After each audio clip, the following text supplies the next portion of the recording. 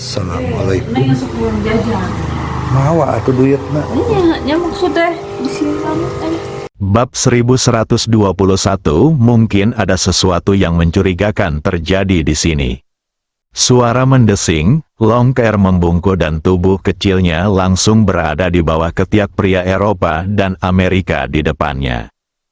Kedua pria Eropa dan Amerika itu jelas tercengang. Mereka tidak menyangka Longcare bereaksi secepat itu.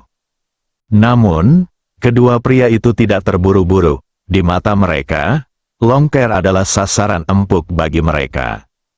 Di sisi lain, Longcare sudah mengeluarkan ponselnya dan berteriak ke ujung sana, "Seseorang mencoba menangkapku di bandara." Ji-Fei yang sedang tidur hanya menjawab panggilan. Ketika dia mendengar panggilan itu, dia tiba-tiba duduk. Li Ruoxi yang ada di sampingnya terbangun, "Istri, pakailah pakaianmu." Setelah Ji-Fei selesai berbicara, dia berkata kepada Longcare di ujung sana, "Segera panggil polisi, aku akan pergi sekarang." Longcare sudah meraih pramugari itu dan berkata dengan nada menyedihkan seperti anak kecil, "Aku tidak mengenal mereka. Mereka ingin menculikku. Tolong bantu aku menelepon polisi." Kedua orang Eropa dan Amerika itu awalnya ingin menaklukkan Longcare dengan satu pukulan dan kemudian membawanya pergi. Sekarang, Longcare berteriak bahwa dia tidak mengenalnya, dan keduanya kehilangan kesempatan. Ini adalah negara panjang. Kedua pria itu tidak berani bersikap terlalu sombong. Menatap Longcare dengan senyum dingin di wajah mereka. "Orang-orang yang datang untuk menjemputmu sudah ada di sini.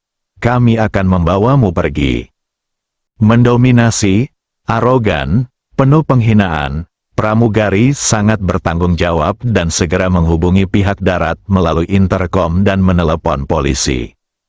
"Oh," salah satu pria berkulit hitam itu mencibir dan berkata, "Panggil polisi, aku heran berapa lama mereka bisa melindungimu." "Jangan terlalu sombong, ini adalah negara naga," Longcare berteriak dengan marah. "Jadi apa? Kami tidak melakukan apapun.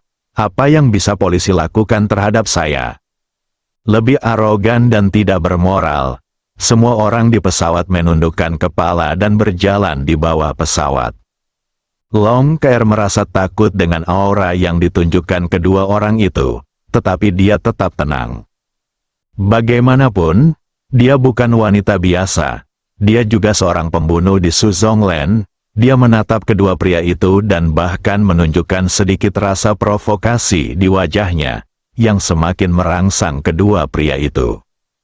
Polisi segera tiba dan membawa Longcare pergi. Kedua warga Eropa dan Amerika dibebaskan setelah diinterogasi dan diselidiki oleh polisi. Kedua pria itu bahkan bersiul provokatif kepada Longcare ketika mereka turun dari pesawat. Longcare sangat marah hingga giginya gatal, tetapi dia hanya bisa menahannya. Pada saat ini, Ji-Fei sudah mengantar Li Ruoxi ke bandara. Sekarang dia meninggalkan Li Ruoxi di rumah, dia pasti khawatir. Namun, Feng Huang dan yang lainnya telah mempercepat pelatihan dan peningkatan mereka. Jadi aku hanya bisa menjaganya di sisiku. Untungnya, Li Ruoxi sangat baik hati, dan ketika dia mendengar bahwa Longcare dalam bahaya, dia mengikutinya tanpa mengeluh. Perjalanannya memakan waktu 40 menit, tetapi Ji-Fei tiba dalam waktu kurang dari 20 menit. Dia menghubungi Longcare dan membawanya keluar dari kantor polisi. Setelah Longcare keluar, dia sangat marah. Dia melihat sekeliling dan berkata sambil berjalan, "Kedua pria sok tahu itu sebenarnya mengatakan mereka akan menunggumu datang dan terus menangkapku." Alis Ji-Fei berkerut membentuk huruf "cuan", pihak lainnya jelas-jelas terlalu arogan. Dia melihat sekelilingnya dan segera merasakan 4 cahaya dingin sedang memandang ke arahnya. Saat menoleh, mereka melihat 2 orang, satu berkulit hitam dan satu berkulit putih, berdiri di kejauhan, memegang kalengkok. Ketika mereka menyadari Ji-Fei sedang melihat ke arah mereka, mereka mengangkat kaleng-kaleng itu dengan arogan dan membuat gerakan minum ke arah Ji-Fei. Kedua pria itu bahkan saling menyenggol botol Coca-Cola untuk mengekspresikan perayaan mereka, seolah-olah Ji-Fei dan yang lainnya hanyalah orang lemah di mata mereka. Ketika Long Qir melihat kedua lelaki itu, kemarahan langsung muncul di wajahnya. Saudara Ji-Fei, mereka berdua bajingan itu. Sebelum Ji-Fei sempat mengatakan apapun, wus, 2 botol kok dilemparkan ke arah Ji-Fei dari kejauhan. Ketika orang-orang yang masuk dan keluar bandara melihat pemandangan ini, mereka begitu ketakutan hingga mulai bersembunyi, dengan ekspresi ngeri di wajah mereka.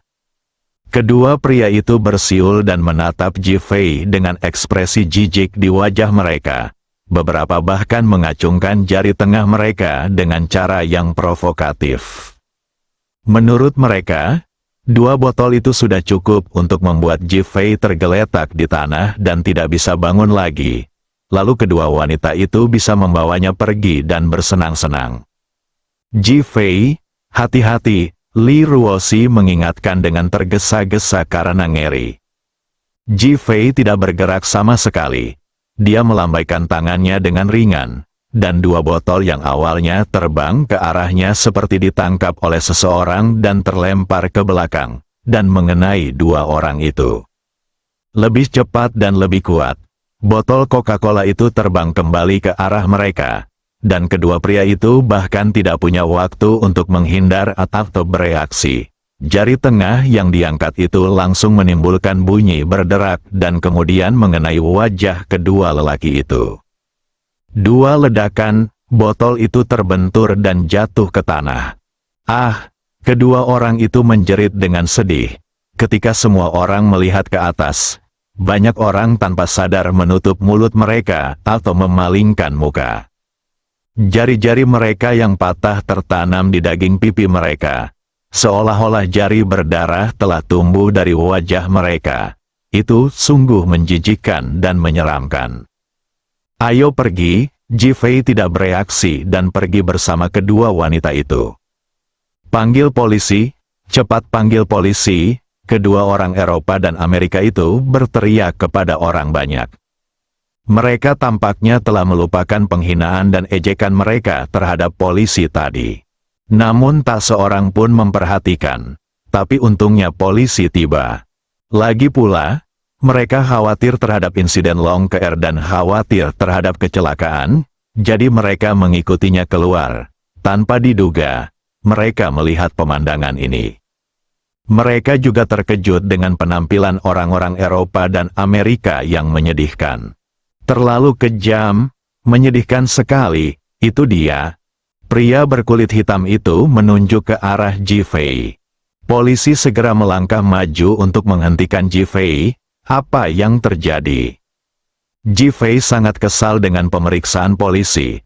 Tetapi ketika dia berpikir tentang bagaimana mereka baru saja melindungi Long Qir, dia menahan amarahnya. Tepat saat ia hendak berbicara, 2 orang Eropa dan Amerika berlari menghampiri dan berkata, "Dia memukul kami dan mematahkan jari-jari kami. Kalian harus menangkapnya dan menghukumnya dengan berat, serta mengganti biaya pengobatan kami." "Tidak, kami ingin kedua wanita ini memberi kami kompensasi." Kedua pria itu berteriak dengan wajah yang mengerikan, menempatkan diri mereka pada posisi korban. Long Qir mencibir dan melangkah maju. "Bukankah kamu sombong? Penjemputku sudah datang. Mengapa kamu tidak mengantarku pergi?" Persetan, orang kulit putih itu mulai mengumpat dengan marah. Long Qir menatap polisi. "Dengar, mereka menghinaku, yang merupakan penghinaan terhadap kepribadianku, dan mereka hanya ingin membawaku pergi. Kalian semua mendengarnya. Kalian harus mencari keadilan untukku." Anda, kedua orang Eropa dan Amerika itu menyadari bahwa mereka telah ditipu dan ditipu oleh Long Qir. "Dia menyakiti kita." Kedua pria itu mengangkat tangan dan menunjuk ke arah Ji-Fei, dengan ekspresi ganas di wajah mereka. Ji-Fei mengangkat tangannya dan menunjuk kamera di atas kepalanya, menatap polisi, ambil video pengawasan. Ketika mereka berdua mendengar bahwa mereka akan mengambil rekaman pengawasan, mereka langsung menjadi gugup dan melambaikan tangan mereka dengan takut. Lupakan saja, kami tidak akan melanjutkan masalah ini. Kedua orang itu berbalik dan pergi, patah-patah. Tiba-tiba, dua suara patah tulang terdengar, ah. Kedua orang itu berteriak seperti babi yang sedang disembelih. Semua orang melihat dan terkejut melihat kaki kiri kedua pria itu patah. Ledakan-ledakan, kedua pria itu tidak dapat berdiri dan jatuh ke tanah sambil merintih kesakitan. Polisi yang ada di tempat kejadian tanpa sadar mengeluarkan senjatanya dan melihat sekeliling. Karena saya tidak melihat ada yang mengambil tindakan saat ini. Dialah yang menyakiti kita. Keduanya menunjuk Ji Fei pada saat yang sama. Ji Fei perlahan-lahan melepaskan tangannya dari belakang punggungnya dan menatap polisi itu. Tanganku ada di belakang punggungku. Bagaimana mungkin aku bisa melukai mereka? Polisi juga bingung dan tidak mengerti apa yang sedang terjadi. Saya menonton rekaman video pengawasan, dua orang Eropa dan Amerika melemparkan botol ke arah mereka. Dan botol-botol itu terbang kembali dan melukai mereka. Seorang polisi berlari mendekat, melihat polisi di tempat kejadian dan berkata, polisi di tempat kejadian melihat apa yang terjadi dan merasa seperti melihat hantu. Ji Fei mencibir dan melirik orang-orang di tempat kejadian, mungkin ada sesuatu yang mencurigakan terjadi di sini. Setelah berkata demikian, dia pergi bersama kedua wanita itu. Bab 1122 mereka yang ingin belajar bisa datang. Ji Fei dan dua orang lainnya pergi. Di jalan, Ji Fei mengemudi sangat lambat dan tampak sangat waspada. Saat masuk ke dalam mobil, Ji Fei meminta Long Ke'er untuk duduk di kursi penumpang depan dan Li Ruoxi untuk duduk di kursi tengah di kursi belakang. Dia membantu kedua wanita itu memeriksa sabuk pengaman mereka. Dan setelah memastikan sabuk pengaman telah terpasang dengan erat, dia juga memberitahu Li Ruoxi cara berbaring di sisi kiri atau kanan. Li Ruoxi tidak mengerti maksud Ji Fei, tetapi dia tetap mendengarkan dengan saksama dan mencatat. Pada saat ini, Long Ke'er menunjukkan ekspresi penasaran. Ji Fei, mengapa kamu mengemudi begitu lambat? Akan lebih baik jika kita bisa kembali dengan cepat. Panggil aku saudara. Ji Fei melihat ke depan dan berkata. Long Ke'er mengerucutkan bibir kecilnya. Baru saja dia takut dan memanggil Ji Fei saudara dengan cara yang sangat manis. Sekarang dia tidak takut lagi dan memanggilnya Ji Fei begitu dia membuka mulutnya. Pelit sekali. Dia menoleh untuk melihat Li Ruoxi dan hendak berbicara ketika Ji Fei tiba-tiba menginjak pedal gas. Pada saat yang sama, dia menoleh dan berteriak kepada Li Ruoxi, "Istri, berbaringlah di sisi kananmu." Ah, Long Ke'er hendak bicara, tetapi Ji Fei tiba-tiba mempercepat langkahnya, yang membuatnya takut dan tak kuasa menahan diri untuk berteriak. Ji Fei sudah menegakkan tubuhnya. Jangan bergerak, kubur kepalamu di bawah sandaran kursi. Long Ke'er baru saja menghindari kepalanya ketika tiba-tiba sebuah peluru terbang di atas kepalanya dengan keras, menembus kaca depan, dan seluruh kaca depan hancur menjadi jaring laba-laba. Kakak Ji Fei, apa yang terjadi? Seru Long Ke'er. Ji Fei tidak menjawab, melainkan menginjak rem mendadak dan segera mundur. Bang bang bang, terdengar serangkaian suara peluru yang mengenai tanah, diikuti oleh ledakan. Mobil Ji Fei bergetar dan suara keras terdengar di luar mobil. Apa yang sedang terjadi? Li Ruoxi bertanya. Long Ke'er melihat Ji Fei tiba-tiba mundur dan menabrak dua sepeda motor. Orang-orang yang mengendarai sepeda motor terlempar jauh karena inersia dan jatuh dengan keras ke tanah. Namun masih tersisa dua sepeda motor, dan pihak lawan sudah mengangkat senjatanya. Kakak Ji Fei, mereka punya senjata. Kamu, omong kosong, kacanya baru saja pecah. Apa kau tidak tahu? Ji Fei mengomel dan terus melajukan mobilnya dengan cepat. Long Ke'er begitu takut hingga dia tidak berani berbicara dan dengan cepat menundukkan kepalanya.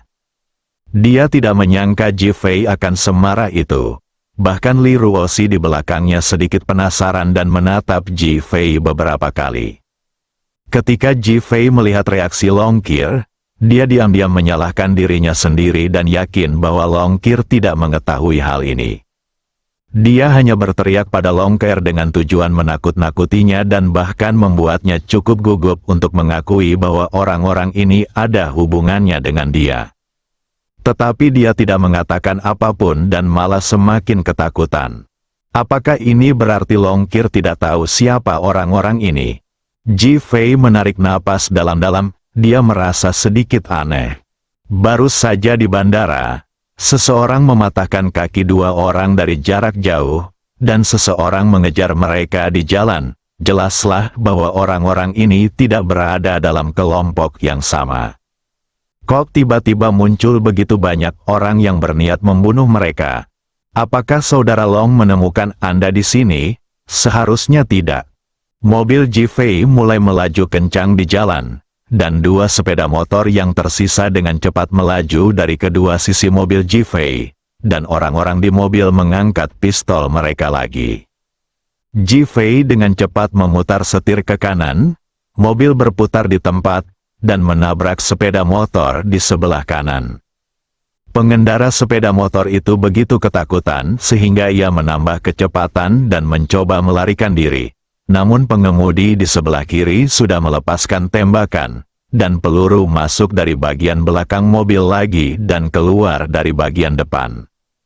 Long Ke'er begitu ketakutan hingga dia menutup mulutnya dan tubuhnya gemetar hebat. Ledakan, mobil Ji Fei menabrak pengemudi sepeda motor di sebelah kanan secara langsung, sehingga pengemudi dan sepeda motornya terlempar. Hanya ada satu pengemudi yang tersisa yang ingin pergi, tetapi mobil Ji Fei dengan cepat mundur dan menjatuhkannya lagi. Keempat sepeda motor itu hancur. Ji Fei menghela napas lega. Bangun, tidak apa-apa. Ji Fei menatap kedua wanita itu dan berkata. Wajah kedua wanita itu menjadi pucat dan mereka menatap Ji Fei dengan heran. Jelas masih dalam keadaan syok. Saudara Ji Fei, apakah Anda menyinggung seseorang lagi? Kalau tidak, mengapa Anda diburu? Long Ke'er bertanya terlebih dahulu. Ke'er, apakah kamu tidak menyinggung siapapun saat kamu keluar kali ini? Ji Fei bertanya balik. Long Ke'er menggelengkan kepalanya. Saya tidak menyinggung siapapun. Saya hanya bertemu dua orang jahat di pesawat. Ji Fei mengangguk. Tahu bahwa ini ditujukan padanya. Niat membunuh berkobar dalam hatiku. Pihak lain sebenarnya tidak meninggalkan kesempatan untuk pulih guna membunuhku. Tampaknya dia benar-benar bertekad untuk bertarung sampai mati. Saudara Long, Ji Fei memikirkan nama itu lagi. Dia masih berpikir dialah kandidat yang paling mungkin. Ayo pulang. Setelah Ji Fei selesai berbicara, dia menyalakan mobil dan mulai melaju dengan cepat. Entah mengapa, tidak ada mobil lain di jalan hari ini kecuali mobilnya. Ji Fei bingung dan heran dengan sedikitnya jumlah mobil. Meskipun dia mengemudi dengan sangat cepat, dia sangat fokus dan terus melihat sekelilingnya. Saat mobil melaju ke jalur di antara dua gunung, Ji Fei tiba-tiba merasakan aura pembunuh yang dingin mengelilinginya. Menatap ke depan, jalan tampak sepi dan tidak ada lampu yang menyala. Pegunungan di kedua sisi juga sangat tenang. Hati-hati, ada yang aneh di sini. Ji Fei memberi pengingat dan mobil mulai melambat. Kedua wanita itu memegang kursi erat-erat dengan kedua tangan. Wajah mereka pucat. Meskipun Long Ke'er adalah seorang pembunuh, ini adalah pertama kalinya dia menghadapi pengejaran seperti itu. Dia merasa sangat ketakutan, seakan-akan dia diselimuti kematian. Mobil Ji Fei melaju perlahan ke tengah-tengah antara dua gunung, Ji-Fei melihat bayangan hitam di sisi kanan dari sudut matanya. Dia segera menyadari ada sesuatu yang salah. Lalu dia menginjak pedal gas dengan keras, yang menyebabkan mobilnya melaju dengan tiba-tiba. Bang bang bang, serangkaian peluru yang mengenai tanah terdengar di belakangku. Ledakan, terdengar suara keras di puncak gunung, seolah-olah terjadi ledakan, disusul suara puing-puing berjatuhan. Ji-Fei menginjak pedal gas hingga paling bawah. Mesin mobil mengeluarkan suara tumpul, lalu bergegas keluar. Li Ruoxi dan Long Qir menutup mulut mereka rapat-rapat agar tidak berteriak keras. Niat membunuh di mata Ji-Fei terus-menerus dilepaskan. Jika bukan karena dua wanita di dalam mobil, dia pasti akan keluar dan membunuh semua orang ini. Demi alasan keselamatan, ia melaju kencang, ingin segera meninggalkan jalan. Bagian jalan berikutnya sangat datar dan tidak ada mobil di jalan. Suasana di dalam mobil sangat sunyi. Kedua wanita itu menjadi tertekan karena mereka tidak berani berbicara. Ji-Fei mengeluarkan ponselnya, menelepon Chen Gu, dan panggilannya segera tersambung. "Tuan, saya Chen Gu, kamu sampah." Ji-Fei tiba-tiba meninggikan suaranya. Chen Gu menggigil ketakutan. Mungkinkah Ji-Fei tahu? "Guru, ada apa denganmu? Cari tahu keberadaan dan lokasi semua orang mencurigakan yang datang ke kota Ningjiang malam ini. Dan tunggu aku di persimpangan jalan raya dari bandara ke kota." Wajah Chen Gu menjadi pucat. Dia tahu Ji-Fei dalam bahaya, jadi dia marah. "Apakah masyarakat kita menggunakan perakitan? Siapapun yang ingin belajar bisa datang." Wah, Ji-Fei menutup telepon. Niat membunuh di dalam mobil dilepaskan. Bersambung.